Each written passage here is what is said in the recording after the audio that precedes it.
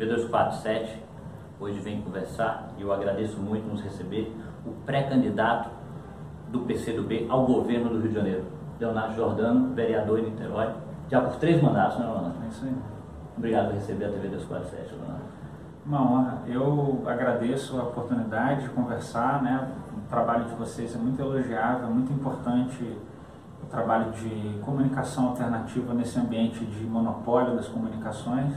É um prazer para mim estar aqui junto com os nossos leitores, ouvintes, o pessoal internautas, né, que estão aqui junto conosco acompanhando as questões públicas do Rio. A gente agradece. Leonardo, muitos tentaram criminalizar a política e os políticos. Você, um vereador com 3º mandato, um jovem, mas com muita bagagem e acostumado a lutas pela sociedade. No que o seu governo pode ser diferente e no que o PCdoB pode ser diferente na situação que hoje está aí? Eu sou vereador em Niterói, eleito e reeleito, e tive um mandato como suplente. E desde que eu entrei para a política, eu entrei com a ideia de que ela precisa ser serviço público e precisa estar na direção de alguma transformação profunda da sociedade. A gente vive numa sociedade extremamente desigual, injusta, onde os direitos são negados à população e as coisas que estão escritas nas leis não valem na vida real. Então, fazer política é muito importante nesse sentido. E eu estou sendo pré-candidato pelo nosso querido PCdoB para entrar num processo em que a gente pretende renovar a política, mas não renovar a política com novas pessoas que tenham práticas antigas. Na nossa opinião, e não tem problema nenhum ser contundente, o filho do Sérgio Cabral não é renovação, embora seja um jovem. O filho do Bolsonaro não é renovação. A gente quer construir uma renovação política que tem a ver com uma mudança das práticas políticas. E nisso o PCdoB pode ser diferente. Está lançando nacionalmente a nossa presidenta Manuela, que tem uma tradição muito interessante no Rio Grande do Sul, uma forma de tocar seus mandatos que é popular, que é de luta. E aqui no Rio de Janeiro lançando a nossa candidatura a governadora. Nos 2 casos são os candidatos mais jovens das eleições, tanto ela para presidente quanto a gente aqui para o governo do estado. Mas não só isso, a ideia da gente romper com uma tradição política no estado do Rio de Janeiro da qual o povo está muito cansado. A gente vê o que acontece na Alerj, na Assembleia Legislativa, o que construiu o PMDB. Eu vou usar PMDB porque é o velho PMDB, embora eles tenham trocado de nome. Não adianta tirar uma letra, né? Não adianta trocar. É isso, eles tiram a letra para tentar criar uma maquiagem para serem a mesma coisa. Como o DEM tem muito da arena, né? Exato, a gente vive num processo de continuidade desses personagens e dessa forma de fazer política. Isso precisa ser rompido. A ideia do PCdoB é puxar uma unidade das esquerdas, a gente defende isso, e ao mesmo tempo ter uma candidatura que tenha ousadia para atacar frontalmente algumas questões que precisam ser atacadas aqui no estado e que eu espero poder aqui na nossa entrevista ir tratando cada um dos temas. Nós vamos falar do estado, você quer governar o estado. Como é que você vê o estado em uma visão mais ampla, né? Porque precisaria de muitos programas para tratar tudo. E muitos falam que não estão vendo o governador Pezão. Você tem encontrado o governador Pezão nos lugares que você vai? Bom, o Brasil está vivendo uma crise terrível e o estado do Rio de Janeiro amplifica essa crise. O governador do estado é ausente, ele não defende, não abre a boca para defender o Rio de Janeiro hora nenhuma.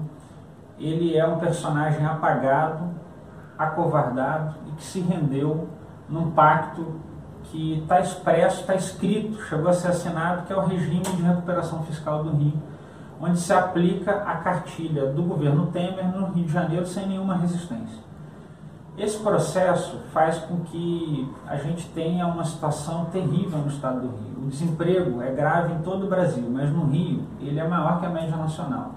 A gente está com 1.200.000 desempregados, 15% da população. Isso significa, na prática, mais da metade do nosso povo sentindo os efeitos do desemprego, porque quem não está desempregado está ajudando alguém que está, então é um filho que volta a morar com os pais, é uma companheira que perdeu o trabalho e o companheiro fica sobrecarregado ou vice-versa. São situações que a gente são assim, entre as mais graves da história do Rio. E nesse contexto todo, o Estado do Rio está sofrendo também problemas pontuais, mas que são gravíssimos. Então, se você analisar de forma setorizada o serviço público do Rio de Janeiro, as pessoas estão sem receber, e não é só a defesa do servidor público e o seu direito de receber e de prestar um serviço com dignidade, mas também os serviços públicos na ponta prestados à população. Na hora mais dura do Rio, você não tem nenhuma garantia da execução dos serviços públicos que atendem e socorrem a população. O caso da assistência social é emblemático. No governo do Estado do Rio, a gente tem um assistente social concursado. Um apenas. Isso não é uma alegoria ou uma imagem. Isso parece uma alegoria. Pois é, um concursado. E a gente vive em várias áreas situações dramáticas. O caso da saúde no Rio é gravíssimo. E a gente vai ter oportunidade aqui conversando com você de falar talvez um pouquinho disso. O caso da segurança, emblemático, porque você tem aqui essa intervenção militar que não resolve nada, os números dizem isso, e mesmo a gente tendo consideração, carinho pelo Exército, né, ele está desviado de função, sendo colocado numa função politiqueira, no sentido daquilo que disse o Temer, né, de que é uma jogada de mestre. Ele disse isso, né, um uso político do Exército, e a gente não vê nos números refletidos a incapacidade de qualquer gestão na área de segurança pública, e você tem, como essas questões, muitas outras, em vários outros temas, que você poderia diagnosticar o Rio de Janeiro num estado de caos. E nesse momento é que a gente precisa ter claro e conversar com a população que não é hora de continuidade. Não há solução para o Rio de Janeiro empurrando um pouquinho para cá a administração pública, um pouquinho para lá, o sujeito vai fazer um pouquinho isso, um pouquinho aquilo, essas conversinhas de candidato. Agora, o Rio de Janeiro precisa de uma ruptura altiva, firme, que possa requalificar a posição do Rio e que possa fazer com que o Estado rompa com esse ciclo que está colocado aí desde o início dos governos do PMDB. É isso que eu queria conversar com você, Leonardo. Você não acha uma grande contradição que você vai enfrentar candidatos, pré-candidatos também, mas a tendência é que todos sejam homologados pelos partidos, de candidaturas que estão ligadas à base de apoio do PMDB ou do MDB, como eles queiram chamar, ou partidos satélites que realmente levaram o Estado nessa situação e eles tentam colocar como vão construir o Estado? É uma grande contradição, é um grande desafio de levar isso à população. É muito importante que a gente possa explicar para a população aquilo que no fundo ela sabe. Quem não sabe no Rio de Janeiro que o príncipe herdeiro do Sérgio Cabral é o Eduardo Paes? O Eduardo Paes nessas eleições ele vai se apresentar como solução, como uma coisa diferente, que a culpa não foi dele, mas foi. E todo mundo sabe disso. A gente precisa nessa eleição ter candidaturas lá presentes que tenham altivez para desafiar esse estado de coisas e para fazer essas denúncias. Eduardo Paes é Cabral, Cabral é Pezão. Eles são todos farinha no mesmo saco. O Eduardo Paes pode estar agora escondido num partido diferente, mas ele não fez nenhuma autocrítica, nem mudou nem um pouquinho em relação ao personagem que ele é e as coisas que ele significa. Bem como outros personagens da política que também representam essa continuidade. No nosso caso, a gente pretende atacar essa posição deles fazendo a denúncia de que a gente não pode ter uma eleição onde essas questões não sejam tratadas. A responsabilidade do PMDB, no caso do Rio de Janeiro, ela é objetiva e a gente precisa atacar isso frontalmente, denunciando, para a população não comprar gato por lebre, não votar em pré-candidatos que se afirmam como de renovação e na verdade são continuidade do que está aí. Leonardo, vamos falar de saúde? O Rio de Janeiro parece ter um grande problema de gestão. Não é questão só de desvio, que a gente sabe a história da Oeste, sabe que o Pezão não investiu os 12%, mas esse é um problema de gestão e existe um problema de levar a saúde para os que mais necessitam, já que quem tem muito dinheiro paga o plano de saúde, mesmo com 3 vezes o aumento que o Temer deu aos planos de saúde. Vamos conversar sobre isso, pessoal. Qual a sua opinião? Como é que vira esse jogo aí? A A questão da saúde precisa passar por compromissos claros. Eu tenho compromisso com a defesa do SUS, com a lógica que o SUS implementa no Brasil. Isso significa, isso tem desdobramentos administrativos práticos. Por exemplo, eu não vou governar com OS. Vou cancelar essa história de OS. Eu acho que isso aí acabou. Não, eu acredito que a gente precisa. A gente é eleito para governar e não para ficar terceirizando e fugindo das responsabilidades, ainda mais com essa gestão de OS que é claramente questionável do ponto de vista ético. A gente viu aí as mais claras situações de corrupção, de desvios, né? Então isso é um dado importante, assim, compromisso com o SUS, com tudo que isso significa nas ações práticas do cotidiano do governo. Eu penso que a gente precisa também prestar atenção, no caso da saúde, a educação também é assim, mas no caso da saúde, a categoria de enfermeiros, médicos, profissionais da saúde como um todo, ela é extremamente qualificada e organizada. E não tem nenhum governante que tenha, de fato, pego as propostas da categoria e sentado para governar com essas categorias organizadas. Pegar, de fato, porque eles têm projeto de gestão, têm conhecimento da rede, têm muito a oferecer para o Estado, de forma a se trabalhar soluções dos problemas a partir de diagnósticos que eles já fazem há muito tempo. Então eu quero valorizar o diálogo com os servidores da área da saúde. Por exemplo, o plano de cargos, carreiras e salários da saúde no Rio de Janeiro, que tem impacto direto na vida das pessoas, na forma como elas são atendidas, foi aprovado depois de décadas de luta na Alerj. Mas o Rio de Janeiro não está só sob intervenção militar, não federal militar. O Rio de Janeiro também está sob intervenção financeira, pouca gente fala disso. Existe uma comissão tripartite no Rio, com 2 membros do governo federal e 1 só do governador do estado, que autoriza ou não autoriza todos os gastos estruturantes do estado do Rio de Janeiro. Ou seja, não é mais o povo fluminense que pode nem decidir, pois é, diferente do partido que esteja lá. Exato. Nós temos a Constituição Estadual do Rio aviltada de várias maneiras por esse tal de regime de recuperação fiscal, que é o pacto que o Pezão assinou com o Temer. Vou dar isso como exemplo. A Alerj, que tem soberania legislativa no Rio de Janeiro, aprovou o plano de cargos, carreiras e salários da saúde, que é o nosso assunto. Ele não pode ser implementado, porque toda vez que é cobrado, o presidente da Alerj diz, tem que perguntar para a comissão. Ou seja, as decisões financeiras do Estado do Rio de Janeiro, administrativas, de gestão, estão subordinadas a uma comissão que ninguém elegeu.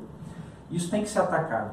Então, eu penso que essa questão do plano de cargos, carreiras e salários é muito importante. Especial atenção com a questão dos exames, que são, no caso do Rio de Janeiro, completamente jogados de lado. As pessoas esperam longamente, até morrer, para ter um exame. E a questão da distribuição de medicamentos também precisa ter especial atenção. De forma geral, a gente precisa recuperar a capacidade de desenvolvimento do nosso Estado, isso é central para poder retomar investimentos. O governo Pezão, ele trabalha para deprimir a economia do Estado, ele corta, e isso vai piorando as condições gerais da economia do Rio, o Estado não se recupera, ele não tem como investir, aí não pode investir em saúde, só pode cortar. E a gente precisa virar esse jogo conseguindo fazer com que o Estado retome a capacidade do investimento e que tenha uma gestão na área da saúde comprometida, sem inventar moda, comprometida com aquilo que está escrito no SUS, com aquilo que é o princípio geral do SUS, ouvindo a categoria, valorizando os servidores e prestando especial atenção naquilo que não está funcionando. O caso de exames e distribuição de medicamentos são 2 exemplos claros que precisam ser enfrentados por alguma governança que tenha, de fato, compromisso com o povo. Ou seja, requer projeto e atitude, né? É isso. Nós vamos falar de segurança, é uma questão emblemática no estado do Rio de Janeiro. Essa noite, nós estamos no dia 14, sábado, houve assalto de vans para roubar material escolar de crianças. Então, um senhor foi morto no túnel de Santa Isabel e tiros ao léu em uma rocinha. Quando você vê o exército brasileiro cuidando das praias do Leblon, de Ipanema, e vendo as pessoas mais humildes, de bem também das comunidades que sofrem com a violência de ambas as partes, como você visualiza uma gestão pelo seu governo? A intervenção militar no Rio, ela fracassou. E ela fracassou porque ela nunca foi feita para funcionar. O decreto do Temer é completamente inespecífico, não tem objetivo estratégico global, não tem nenhum plano estruturado. Uma semana antes do anúncio da intervenção federal no Rio, o secretário estadual de segurança estava divulgando o plano de segurança que o governador do estado, só checar, e a grande imprensa deu isso, não leu. O governador não tinha lido o plano de segurança que o sujeito lançou e uma semana depois estava a intervenção militar. Ou seja, não é para funcionar. É uma bagunça. Eles não têm nenhum compromisso de fato com segurança. Se alguém tiver essa dúvida, eu posso dar como exemplo algo material. Não pode ninguém dessa gente estar falando sério em termos de segurança pública se 90% dos homicídios, dos crimes contra a vida no Rio de Janeiro não são investigados. Esse é o principal crime. Qual é o crime mais importante? Crime contra a vida. Qual é o nosso percentual de resolução? 90% não são resolvidos. E os caras não investem em inteligência. Não é investir em inteligência de forma retórica, que nem todos os pré-candidatos ficam falando, vou investir em inteligência. É fazer de verdade. O investimento em inteligência no Rio de Janeiro foi, há 2 anos atrás, 25 mil. Um ano atrás, o investimento há 3 anos atrás foi 25 mil. Caiu para 10 mil. E agora é R$ 2.800. É só olhar os números. Não tem ninguém investindo mesmo em segurança e ninguém prioriza isso. Aí, o Exército vai viver da síndrome do cabrito. Você traz o Exército e traz ele não para inflexionar ou para mudar nada. Tira ele das suas competências legais normais e traz o Exército para fazer mais do mesmo.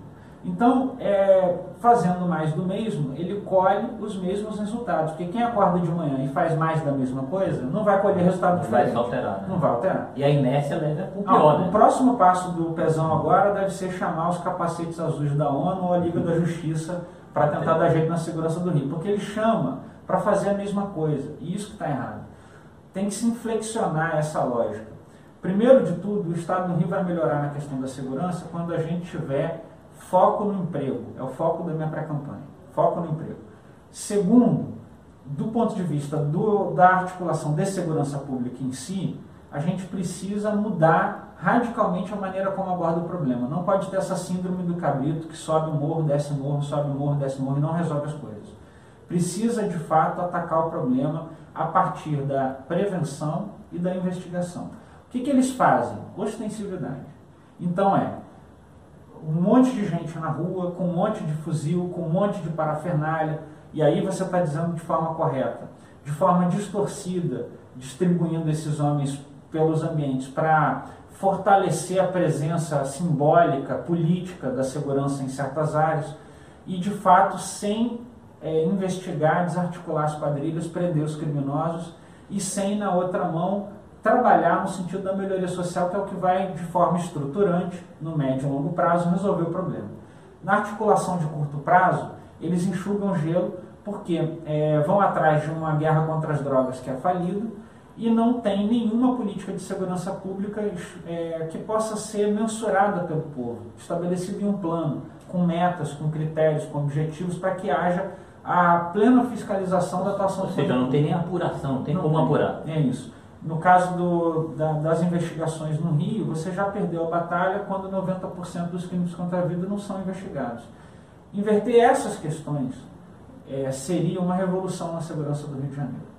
Não seria uma mexidinha, seria uma grande mudança, fazer de verdade aquilo que os candidatos só falam da boca para fora. Investir em inteligência e em prevenção, de verdade.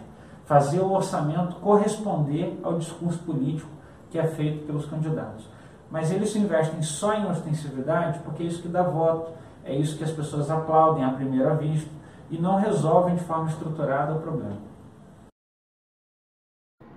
Na educação, Rio de Janeiro praticamente, a gestão do MDB praticamente deixou em pré-falência o UERJ, que é uma universidade importantíssima, que deveria estar participando até do desenvolvimento do Estado. Né? As escolas básicas não têm a mínima condição, também que não tem segurança, como você já tratou. E a educação é a base para ter futuro. O que você pode fazer sobre a educação no Estado? Num momento em que eles pretendem acabar com a UERJ, e vê que absurdo, né?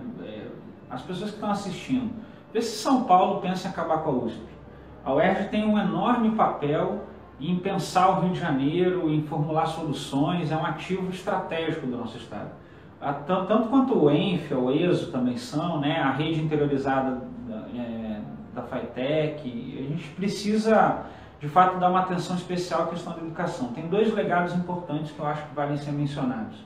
Um é o legado do presidente Lula, porque houve a construção de um conjunto sólido de universidades e a expansão das universidades existentes, que precisa ser mencionada no esteio da defesa da universidade. Nesse caso eu já mencionei aqui as estaduais.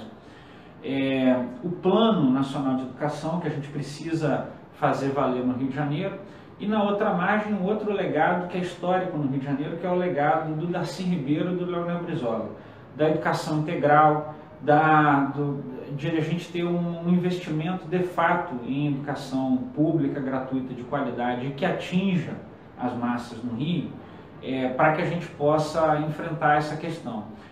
Dentro dos temas, a gente poderia falar aqui do atendimento da questão dos duodécimos, que eu acho que é relevante mencionar, pelo menos. A maneira, eu falei isso também na questão da saúde, eu acho que nesses dois temas isso é muito importante. A categoria dos profissionais da educação é uma categoria que tem uma história muito longa no Rio, ela é extremamente organizada, ela tem projeto pedagógico, ela tem propostas estruturantes para a área.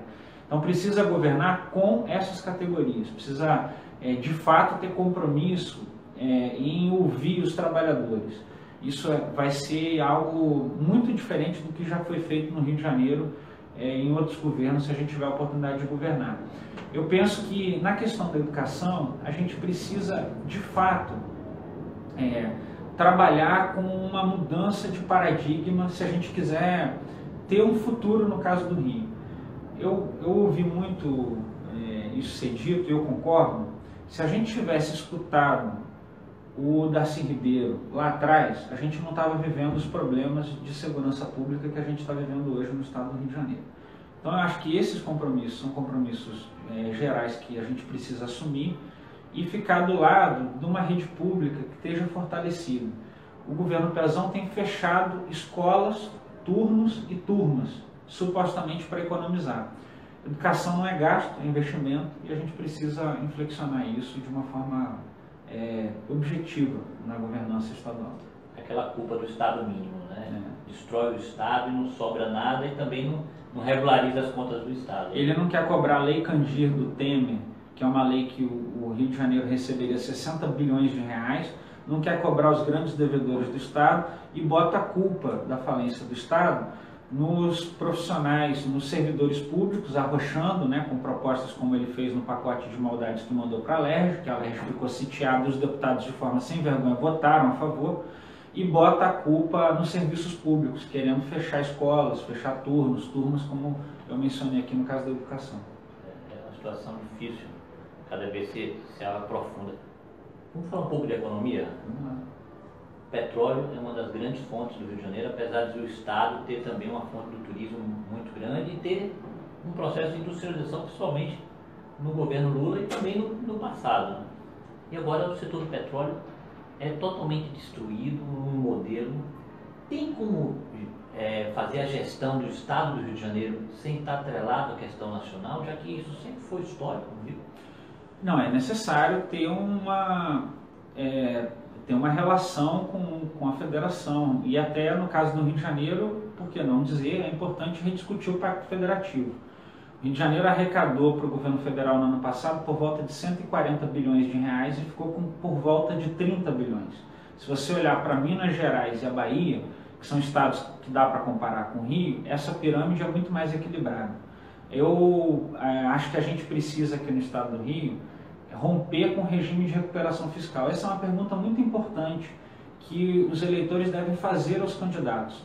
O que eles vão fazer com esse trambolho chamado regime de recuperação fiscal do Pezão? Quem falar que não vai romper está condenando o Rio de Janeiro a ficar 3 anos, extensível por outros 3 anos, sem fazer investimentos de nenhuma natureza, sem concurso público, com arroxo. Ele está dizendo isso. Se não romper, está escrito lá que é assim que vai ser. E no final dos 6 anos, a dívida volta inteira na cabeça do Rio de Janeiro com cobrança de juros, ou seja, é um regime de recuperação fiscal que não recupera nada. O governo federal se tornou a agiota do Rio. E precisa ter um governador do estado que coloque o dedo nessa ferida, que ataque esses problemas. Não é com radicalismo por raiva, é por radicalismo no sentido da palavra radical, de radice, de atacar a raiz dos problemas, de discutir a substância dos problemas. O Rio de Janeiro precisa ter recuperação, retomada do desenvolvimento econômico e do emprego. Sem isso, a gente está sem saída para os outros temas.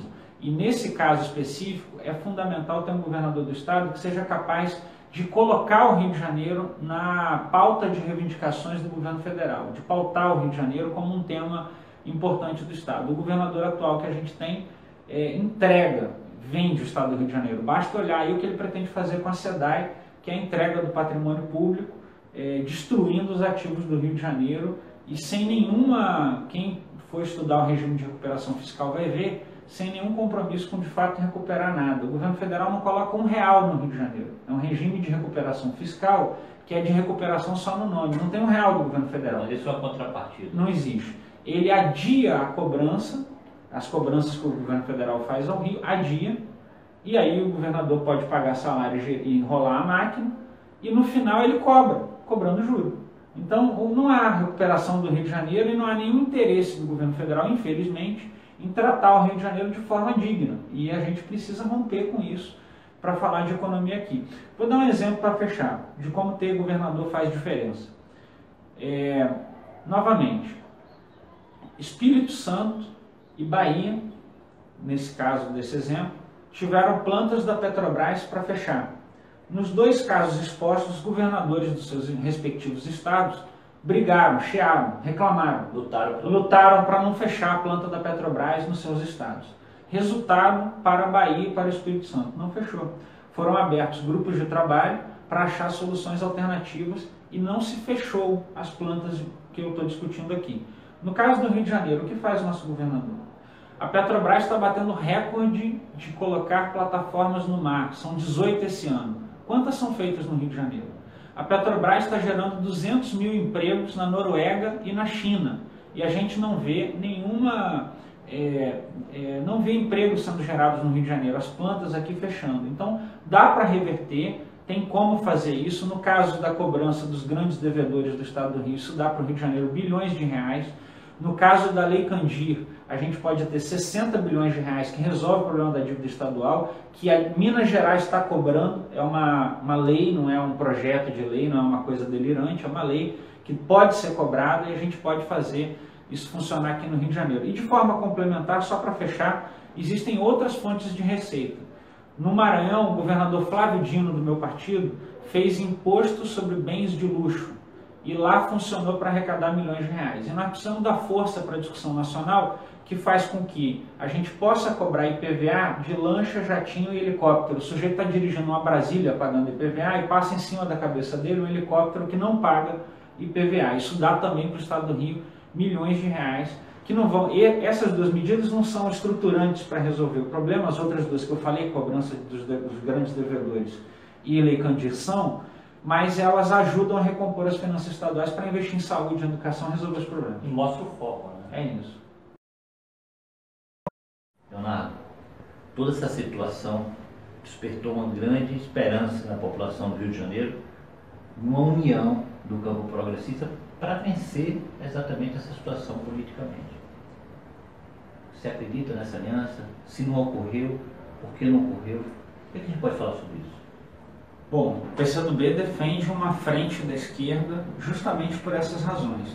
A gente precisa derrotar o legado nefasto de Sérgio Cabral, Pezão e Eduardo Paes no Rio. Para fazer isso, o melhor caminho era uma unidade, uma união dos partidos de esquerda. A minha candidatura, a minha pré-candidatura nunca foi obstáculo para isso. Se os partidos de esquerda se juntarem e escolherem um outro candidato, nós vamos ter maturidade de entender que a escolha média dos partidos foi outro candidato. E nós vamos estar nessa aliança. Mas, ao mesmo tempo, o PCdoB não vai abrir mão da sua candidatura se não tem essa unidade. Essa maturidade. Exato. Então, eu primeiro quero dizer que acho um absurdo, eu vou usar essa palavra, acho um absurdo que não haja unidade das esquerdas no estado do Rio de Janeiro. Porque, veja bem, com o governo golpista de Temer, todo tipo de ameaça em forma de reformas, ameaça aqui no nosso estado com a privatização da SEDAI, fechamento da UERJ, servidores públicos sem receber, intervenção militar, Lula preso, ameaça à democracia, Marielle morta, a gente não vai se juntar? É um absurdo. Muita diversidade. Aí falta o que acontecer para a esquerda se juntar? Então, na minha opinião, é de que essa união deveria acontecer. Eu respeito, trato com respeito, mas lamentei muito a opção do PSOL de não achar essa unidade das esquerdas importante numa hora tão dura.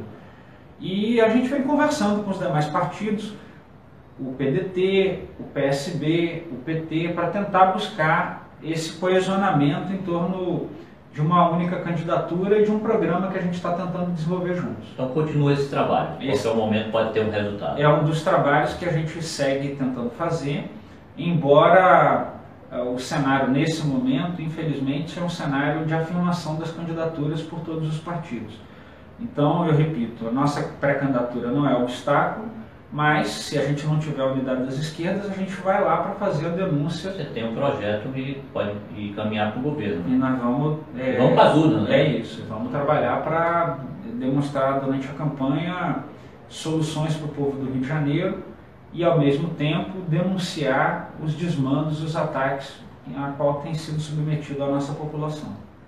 Dona TV 247 quer agradecer a sua presença aqui no NSB, debater no campo de ideias. Você tem um grande embasamento, isso aí não só eu, mas quem nos assiste também vê.